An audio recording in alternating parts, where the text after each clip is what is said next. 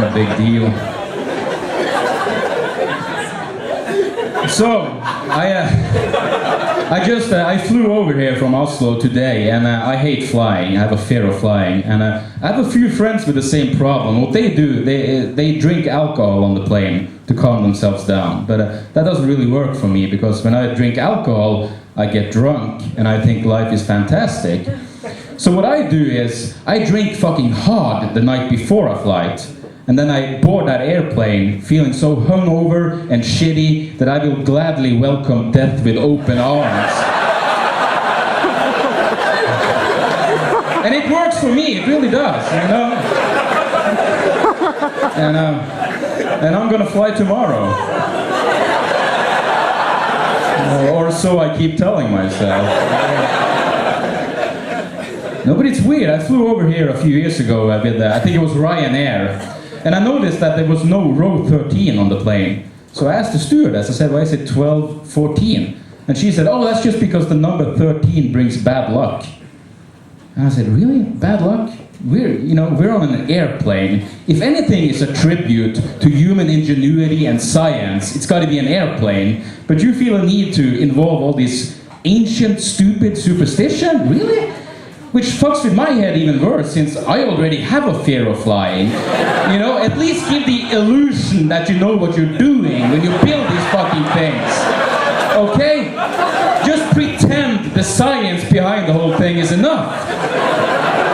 I'm already uncomfortable. Like, imagine if you were going in for brain surgery. Brain surgery, you're pretty nervous. And then the surgeon comes in and says, yeah, we're about to start the operation. I just need to run out back and sacrifice a goat to my fantasy friend in the sky.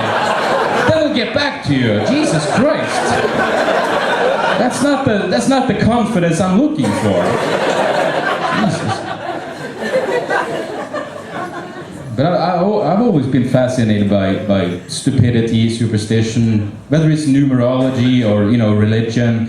It's like, you remember, at least in school in Norway, when they taught us about, the Norse gods, Thor and Odin, they always called that northern mythology.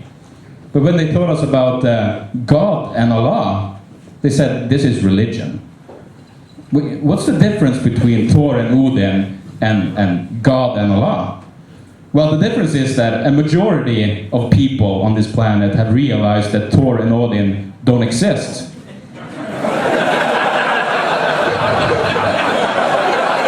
While a minority of us have realized that the two others are also fantasy figures. So what's the problem? I think that's the ultimate irony. I think it's Richard Dawkins who points it out, that any Christian knows what it's like to be an atheist when it comes to Thor and Odin. Which is sort of like saying, yeah, I know that Batman and Superman don't exist, but I have a close and personal relationship with Spider-Man. No. You just have an unhealthy relationship with Hebrew mythology, okay? You need to just chill out.